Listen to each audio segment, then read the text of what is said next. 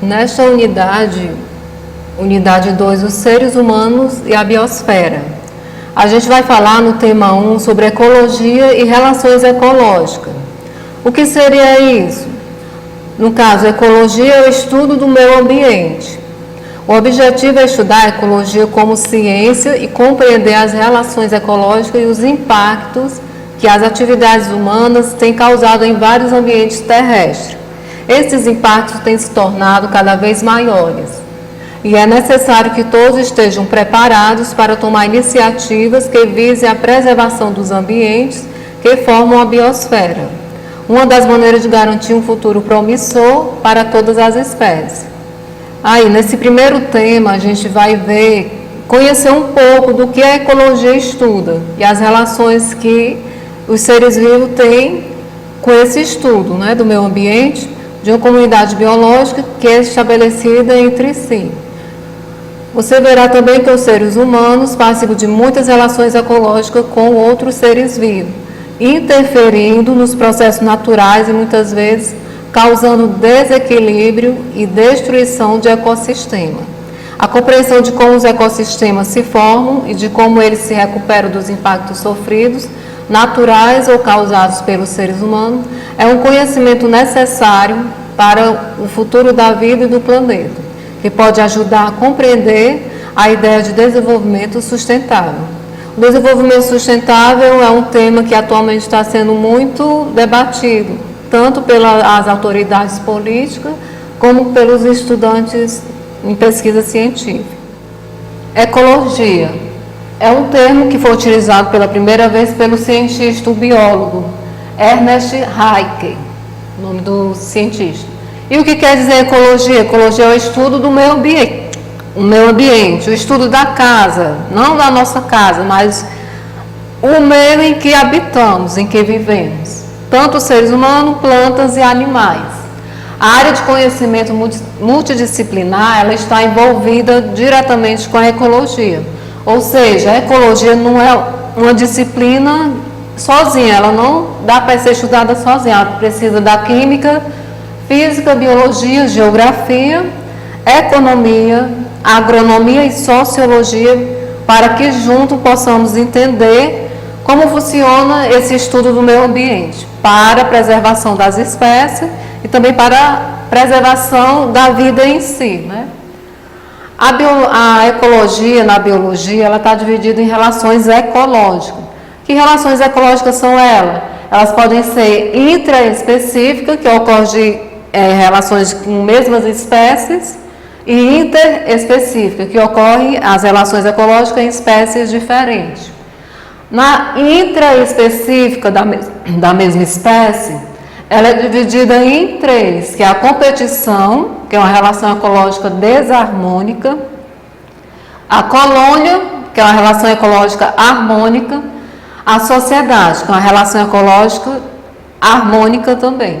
Já as relações ecológicas interespecíficas, que ocorrem com espécies diferentes entre si, existe a protocooperação, que é uma relação ecológica harmônica, tem a herbivoria, que é desarmônica, predatismo, que eu acho que é uma dos mais conhecidos de vocês, que é onde existe um predador em busca de alimento, um morre para poder se alimentar do outro, que é uma relação desarmônica.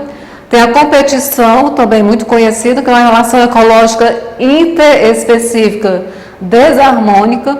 Temos o inquilinismo, que é uma relação ecológica harmônica, comensalismo, harmônica, mutualismo, harmônica e parasitismo, desarmônica.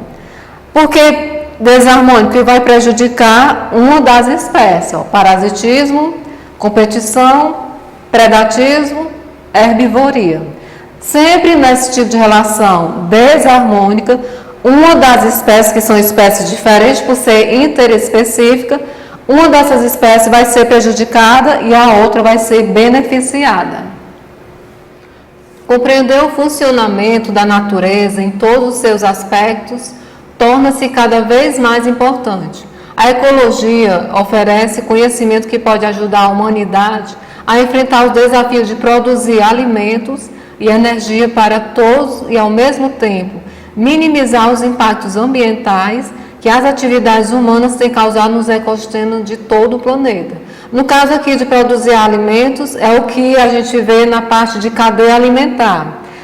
O que seria a cadeia alimentar, fazendo uma revisão? É aquela relação ecológica, mas em que um animal serve de alimento para o outro. Existem os consumidores primários, secundários, terciários e quaternários, em que o produtor sempre vai ser o quê? O que faz fotossíntese, como uma planta. Animal não é considerado produtor, somente os que são autótrofos e fazem fotossíntese, como as plantas. O reino vegetal são considerados produtores na cadeia alimentar. Juntamente com o conjunto de cadeias alimentar, que é uma teia alimentar, e essa teia alimentar é que vai ser o ciclo ecológico que vai estar para deixar um equilíbrio em todo o meio ambiente. Se há um desequilíbrio, se há uma relação desarmônica de forma desequilibrada, sempre vai ocorrer o quê? De uma espécie entrar em extinção e também acontecer o quê? Provavelmente um desastre ambiental futuramente, porque o correto é que um animal sirva de alimento para o outro, e se esse animal não encontra alimento, o que pode gerar um desequilíbrio, ele vai em busca de outros meios para a sua sobrevivência ou entrará em extinção. Aí aqui, as relações ecológicas. Em uma comunidade biológica, são diversas populações que convivem e interagem, estabelecendo relações ecológicas entre si. Os estudiosos diferenciam dois tipos de relações ecológicas, e foi o que eu falei há pouco tempo. As intraespecíficas e as interespecíficas. Não confunde esses dois nomes. Inter é dentro. São os indivíduos de espécies diferentes. Inter quer dizer dentro. Intra, as que ocorrem entre indivíduos de uma mesma população, ou seja, da mesma espécie. Aí temos um quadro que vai mostrar os tipos, que foi também comentado há pouco, que as relações intraespecíficas, a sua definição e os exemplos. Por exemplo, na competição que é uma das mais conhecidas, é um animal competindo com outro em busca de alimento, não por, digamos assim, não por violência entre si, mas tem um motivo maior. Indivíduos de uma população competem pelo mesmo recurso no ambiente. Se esse recurso é pouco, o que vai acontecer? Uma competição, e os mais favoráveis, que são mais fortes, mais adaptados, é que vão conseguir vencer essa competição, digamos assim. Exemplo, jacaré disputando os peixes de um lago. Pássaros competindo por um lugar melhor para o ninho, para a sua reprodução. Já as colônias, outra relação intraespecífica. Elas são indivíduos unidos que trabalham em conjunto. Exemplo, corais e caravela. Corais e caravelas são espécies que habitam o mar. Nós, assim, não podemos ver, digamos assim, a olho nu, porque eles habitam os oceanos. Lá eles formam colônias, eles vivem unidos entre si, trabalhando junto, em equipe, em conjunto, para haver um equilíbrio ecológico. Já a sociedade, indivíduos independentes que se organizam cooperativamente. É parecido com as colônias, só que não são colônias, são sociedades. Por exemplo, abelhas, formigas e vespas. Muito comum a gente ver as formigas, elas fazerem interações intraespecíficas, em que uma está ajudando a outra, de forma cooperativamente. Já as relações interespecíficas, temos um exemplo que também comentei lá, das desarmônicas e harmônicas. A cooperação ou protocooperação são indivíduos que podem viver isolados, mas eles se associam e se beneficiam. Indivíduos de espécies diferentes, que eles vivem isolados, mas que estão se beneficiando.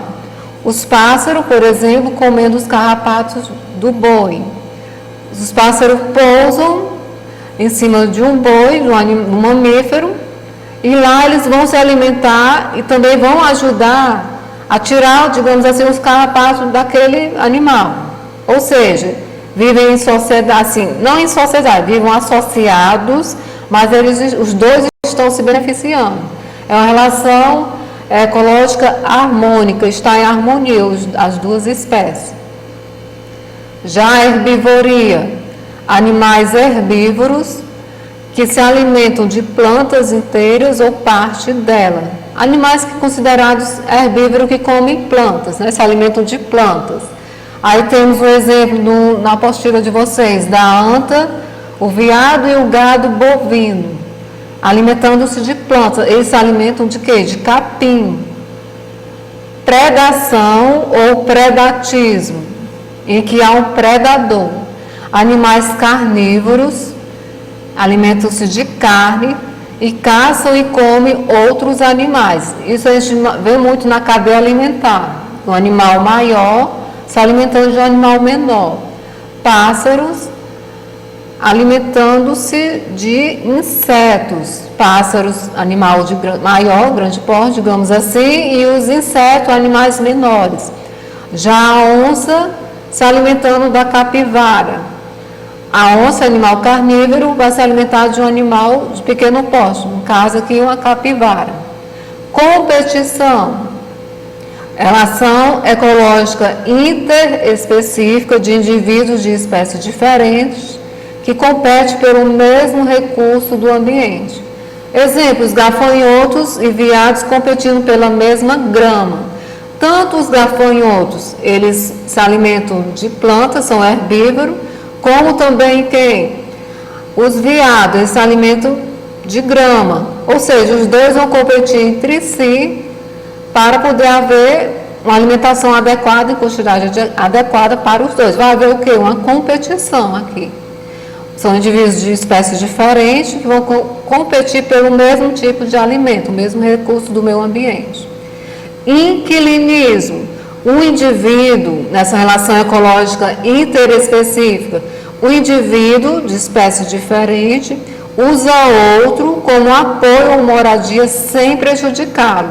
Se não está prejudicando, nesse caso aqui é uma relação ecológica interespecífica harmônica, está havendo uma harmonia entre os dois. Então, o exemplo, a orquídea vivendo sobre o tronco de uma árvore. São duas espécies diferentes, mas ela está habitando o tronco das árvores. Por que isso? Para ela poder sobreviver melhor, né? Sei lá, pegar mais sol, ela subir no tronco de uma árvore. E ela não está prejudicando aquela árvore, apenas está, tipo assim, sendo inquilina. Ela está morando nessa outra espécie de vegetal, de planta. Comensalismo, são os comensais. Comensais são indivíduos de relações ecológicas interespecíficas, em que um vai se alimentar dos restos de comida do outro, sem prejudicá-lo. Se não está sendo prejudicado, então a relação ecológica é harmônica, está havendo harmonia entre os dois. Exemplo, os urubus alimentando-se de restos de caça deixado por uma onça. A onça, ela é um animal carnívoro, se alimentou e deixou os ossos, o resto de comida que ela se fartou e deixou lá, né? Aí o que acontece? Os comensais, como por exemplo a ave, o urubu, ela vai lá se alimentar também dos restos deixados por essa onça. Ou seja, não houve competição. Ele apenas esperou a onça, digamos assim, se fartar e sair do local e foi lá se alimentar do resto que sobrou. Uma relação ecológica interespecífica que está havendo uma harmonia, um não está prejudicando o outro. Já o mutualismo, indivíduos associados se beneficiam mutuamente e não conseguem viver um sem o outro. É uma relação ecológica mútua. São os links, por exemplo. Os links são aqueles organismos que ficam subindo nas árvores, tipo os fungos.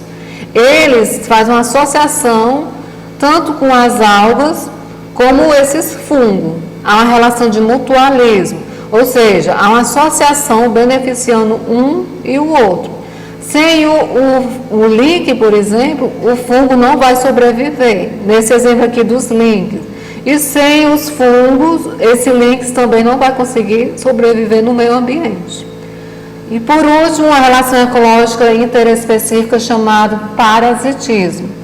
No parasitismo há um parasita. Se temos um parasita, já dá para perceber que é uma relação ecológica desarmônica. Um indivíduo se alimenta à custa do outro, causando prejuízo.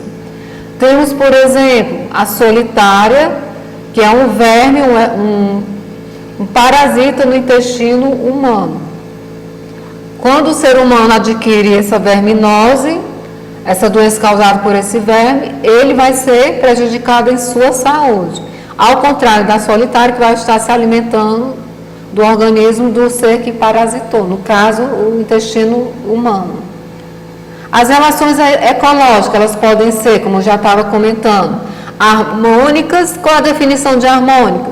Aquela em que as populações envolvidas se beneficiam, ou pelo menos uma delas se prejudica, como é o caso da colônia e da protocooperação. Já as relações ecológicas desarmônicas são aquelas em que uma das populações é prejudicada e a outra é beneficiada, como é o caso da competição e do predatismo, por exemplo, que são as mais conhecidas da gente, né, da população. Muitas situações que dizem respeito às relações ecológicas não se enquadram muito bem em nenhuma das definições apresentadas. Há o exemplo que é dado, há uma relação ecológica em que um ser vivo se aproveita de atividades, do trabalho ou de produtos produzidos por outros seres vivos.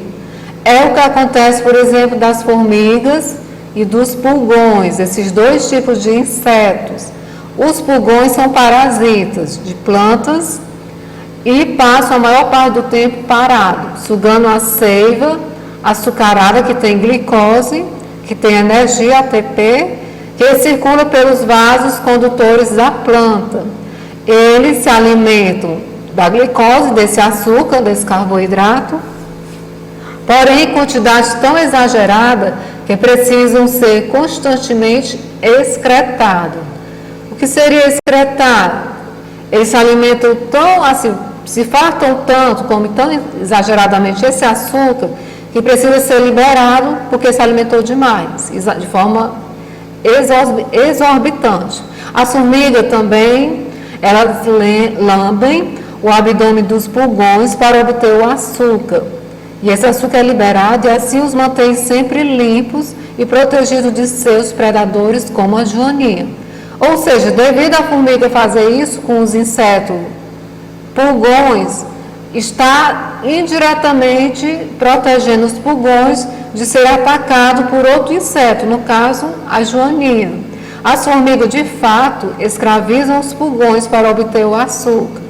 E, em troca, eles também estão protegendo a espécie, até mesmo levando seus filhotes aos formigueiros, que é os locais mais seguros contra quem? Contra a joaninha. Que, no caso aqui, é o predador do pulgão. Existiria aí a protocooperação entre a formiga e o pulgão, relação ecológica harmônica interespecífica, mas a relação é considerada desarmônica por causa de quê? Da dependência que os pulgões têm das formigas, caracterizando o que se chama de esclavagismo ou sinfilia.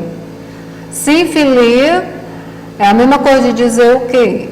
Que mesmo estando uma relação harmônica, que não está prejudicando, mas vai com o tempo prejudicar de todo jeito, né? Vai ter tanto a relação harmônica como a relação desarmônica nesses dois exemplos da formiga e do pulgão. Observe que a natureza é sempre mais complexa do que alguns textos costumam exemplificar, né? Não é tudo assim que sempre vai existir as exceções. Não é todos que são classificados como harmônico e outras relações ecológicas que podem ser classificadas como desarmônico. Sempre vai haver exceções, no caso desse exemplo, em que há no mesmo animal de espécie diferente, nas mesmas espécies desses dois insetos, vai ter o quê? Relação harmônica e relação desarmônica junto. Sucessão ecológica agora. O que seria a sucessão ecológica? A sucessão ecológica vai acontecer quando a gente tem uma área, um meio ambiente que foi desmatado, e esse ambiente, com o tempo, ele passou a nascer de novo aquela mesma espécie, aquelas mesmas plantas que foram retiradas do local. A diferença é que o desmatamento que ocorreu antes de nascer de novo essas plantas, ele acabou de ocorrer e com poucos meses vai nascer de novo, pode até nascer de novo. No caso, se não for um desmatamento com queimadas, porque geralmente as queimadas que destroem a espécie, e nesse local em que foi queimado, dificilmente o solo vai estar fértil para nascer outras plantas, né? Nesse último caso, as árvores foram retiradas, no exemplo aqui da apostila, e em seguida o terreno foi abandonado. Desmataram e houve o abandono do local, né? Aí o que aconteceu? Com o tempo, com alguns meses, as plantas voltaram a crescer. Porque abandonaram, não construíram nada, não fizeram prédio, apenas tirou as árvores do local e abandonou o ambiente lá. Observe que não é mais possível ver o solo a olho nu, como na outra imagem. Ou seja, nasceu outras espécies, nasceu, mas foi igual àquela original da primeira vez? Não, foi de forma diferente. O crescimento de plantas que está ocorrendo na área desmatada é o início de um processo, que é, no caso, a sucessão ecológica. Nesse exemplo aqui, a floresta que está em sucessão tem início com as gramas e os arbustos, ou seja, vai nascendo aos poucos. São chamadas as plantas pioneiras, porém, por serem as primeiras a habitar essa área. Em seguida, surgem plantas de pequeno porte, plantas menores, e depois as de grande porte, que são as árvores maiores, compondo uma floresta intermediária entre essas duas, até que se forme no local uma floresta semelhante à anterior. Mas detalhe, não é semelhante igual, porque não vai ser mais igual ao que foi desmatado, que foi retirado. E no caso aqui desse exemplo, o desmatamento não ocorreu de forma de queimada. Se tivesse ocorrido uma queimada, naquele local dificilmente estaria o solo fértil para ver o aparecimento de novas espécies. Enquanto a sucessão ecológica ocorre na comunidade de seres vivos que habita aquela área, vai se alterando até que o ecossistema se reequilibre e volte a ter plantas e animais, como, por exemplo, os anfíbios, répteis, aves, mamíferos, tal como acontecia antes do desmatamento. O que é que pode ocorrer? Talvez nasçam outras plantas, mas os animais não voltem, migraram para outro local. Isso é muito relativo, não dá para dizer estudando aquele solo na hora, existem pesquisas por trás disso. O processo de sucessão ecológica vai se completar quando a comunidade chega a um equilíbrio e as diversas populações que a compõem ficam relativamente estável ao longo do tempo. Os biólogos chamam essa condição de comunidade clímax. Quando chega a comunidade clímax, é porque aquele ambiente que foi desmatado, ele passou a ficar de novo em equilíbrio biológico. Em lugares desabitados, por exemplo, uma grande duna de areia da praia, pode ocorrer o quê? Uma sucessão ecológica primária. Isto é, uma sucessão ecológica que tem início em uma área desabitada. Uma duna de uma praia, aquela duna não tem moradia, não tem planta, mas para quem é muito observador, do nada aparecem algumas plantas naquele local. Isso se chama sucessão ecológica primária. Quando a sucessão ecológica ocorre em um local que já foi habitado, aquele local foi habitado e depois destruíram as casas, abandonaram o local, o que pode acontecer? Uma sucessão ecológica secundária. No caso de uma sucessão ecológica primária, como por exemplo a lava de um vulcão, essa lava solidificada, em que ela vai virar tipo uma rocha dura, os líquens, que são fungos, são importantes organismos pioneiros. O que seriam os pioneiros? Que apareceram primeiro, a espécie que apareceu primeiro naquele local, por suportarem condições adversas, modificando o ambiente, criando condições para que plantas pioneiras, como algumas gramíneas, no caso, por exemplo, o capim, ele possa ocupar uma pequena área. A presença dessas plantas permite o acúmulo de materiais para a vinda de arbustos maiores, criando condições para a chegada de alguns insetos, e estes atraem pássaros, e assim uma nova comunidade vai se estabelecendo no local, até chegar à comunidade em equilíbrio, que no caso é chamado de comunidade clímax. Comunidade clímax, imagina uma área deserta, só lá a lava do vulcão, que não, ele já não está em erupção, está inativo, e nessa área deserta que não habita nada, apareceram fungos, no caso o exemplo dos líquens. Esses líquens deu chance para que outros seres fossem habitando, porque existem espécies que se alimentam de líquens, que os líquens também, eles podem fazer fotossíntese, ele mesmo pode criar o seu próprio alimento, são autótrofos. E nessa comunidade que ele está ajudando a criar, nessa sucessão ecológica, ele vai chamando outras espécies para habitar esse ambiente. Como esse ambiente, resumidamente assim explicando, como esse ambiente já está com mais plantas, com gramíneas, que são os capins, por exemplo, um exemplo de gramíneas. Quem se alimenta de capim, no caso mamíferos, vai chegando o pássaro também, que vai fazer a polinização. Algumas espécies fazem a polinização, que vai gerar novas espécies naquele local. Vai chegar um ponto que vai estar tão habitado que vai gerar o quê? A comunidade clímax, a comunidade totalmente habitada naquele meio ambiente que antes era, digamos assim, deserto. Só tinha o quê? A lava solidificada de um vulcão.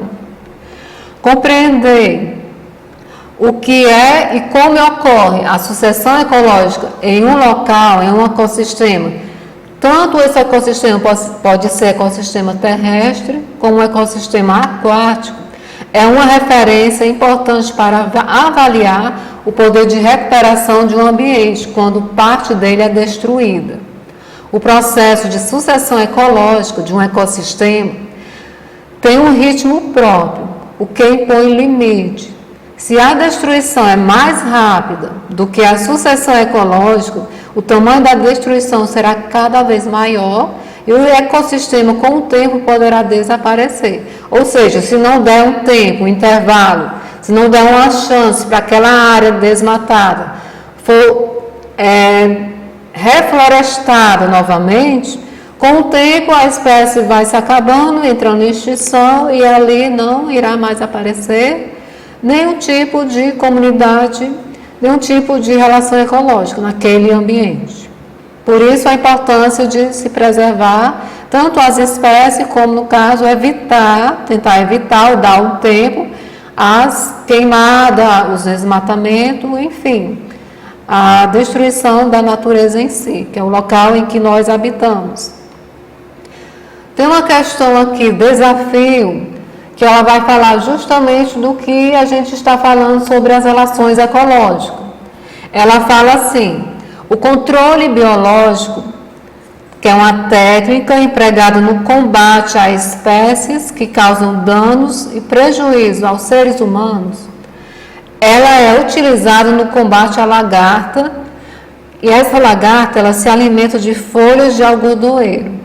Ou seja, o agricultor lá que está plantando algodão, se ele tiver essa praga a gente chama porque são vários animais tentando destruir a folha desse algodoeiro, que vai destruir a plantação que ele estava fazendo. Se não houver um controle biológico para combater essa praga, todo o trabalho que foi feito pode ir por água abaixo, né? Pode haver a destruição. Então, algumas espécies de borboleta, a questão está dizendo, depositam seus ovos nessa cultura. A microvespa, que é o nome da espécie da borboleta, Trichogramma sp, ela introduz seus ovos na hora da reprodução nos ovos de outros insetos, incluindo os da borboleta em questão. Os embriões da vespa se alimentam do conteúdo desses ovos e impedem, ou seja, a cadeia alimentar, né? Um animal se alimentando de outro. Essa vespa ela vai impedir que as larvas da borboleta se desenvolvam. Assim, é possível reduzir a densidade populacional das borboletas até níveis que não prejudiquem a cultura. No caso aqui, a cultura do algodoeiro, né, do algodão.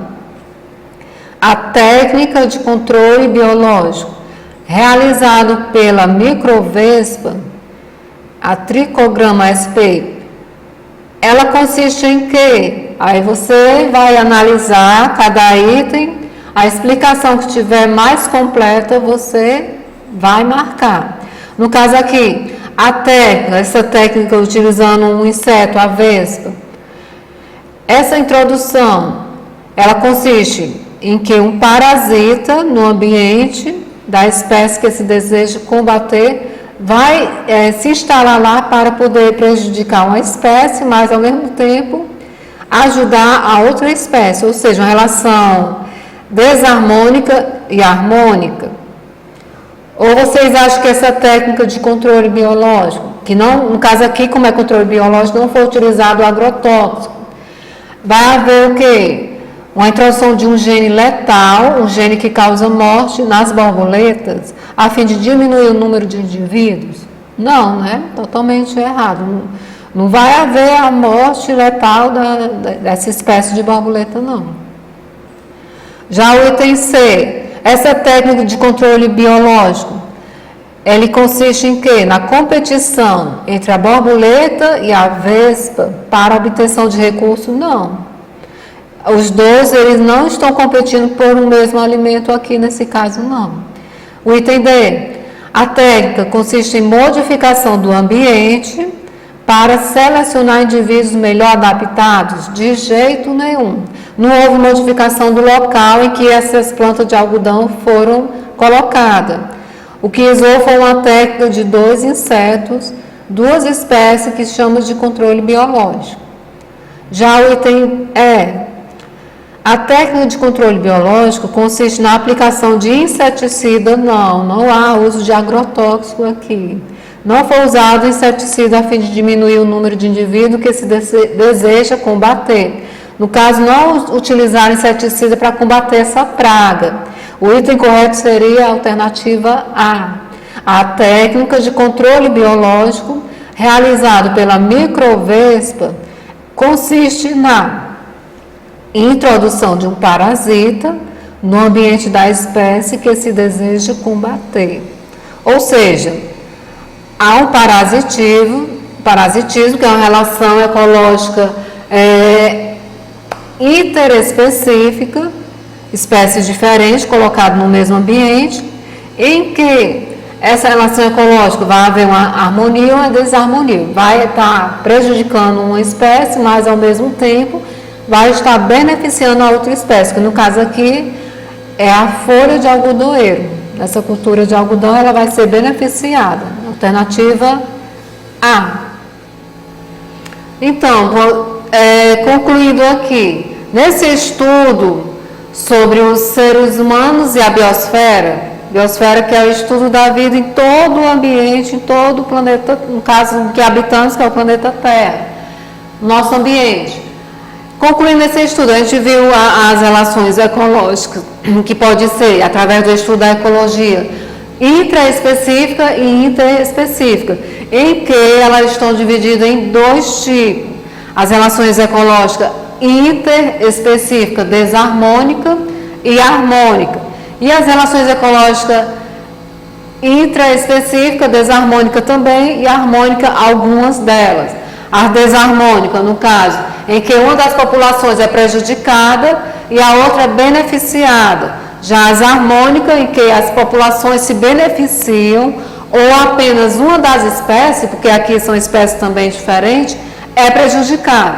Já no caso, a sucessão ecológica daquele determinado local, ela pode ser primária e secundária.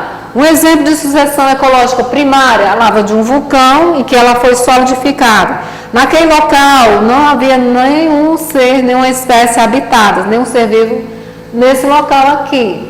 Mas com o tempo ele foi criando o quê? Comunidades primárias. E dessas comunidades primárias geraram secundárias até chegar numa comunidade clímax. O que seria a comunidade clímax? É quando entra em equilíbrio. Um local que não habitava nenhum ser, era desabitado, no caso, área habitada, mas que foi desabitada. Nesse exemplo aqui de sucessão ecológica, vai haver o quê? Com o tempo, vai haver o surgimento de novas espécies naquele local, ou as mesmas espécies, e eles vão viver naquele ambiente, havendo que a relação ecológica entre si, para, através da cadeia alimentar, haver a continuação, através da produção de alimentos dessa espécie, para que elas possam continuar existindo. No caso da sucessão ecológica, o crescimento de plantas em área desmatada. Se aquela área desmatada, as plantas pioneiras que apareceram primeiro, antes do desmatamento, pode ser reflorestada? Pode, mas precisa ver o que, como foi falado, o intervalo de tempo. Se não ocorre um intervalo de tempo, sempre vai haver um desmatamento, uma queimada, uma em cima da outra, com o tempo não vai aparecer, não vai surgir novas espécies e poderá acontecer o quê?